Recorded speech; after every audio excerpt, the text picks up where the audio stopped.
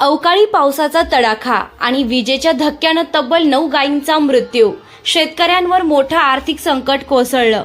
अवकाळी पावसामुळे आधी संकटात सापडलेल्या शेतकऱ्यांना आता आणखी एक मोठा फटका बसला आहे. राहाता तालुक्यातील पाथरे बुद्रुक गावात ही दुर्दैवी घटना घडली आहे.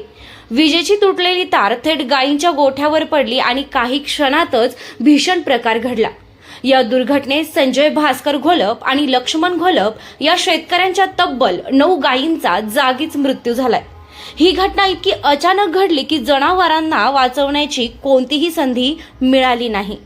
या घटनेमुळे अंदाजे 8.5 लाख रुपयांचं मोठं आर्थिक नुकसान झालंय. आधीच पावसामुळे अडचणीत असलेल्या शेतकऱ्यांसाठी हा मोठा धक्का मानला जात आहे. घटनेची माहिती मिळताच स्थानिक नागरिकांनी घटनास्थळी धाव घेतली.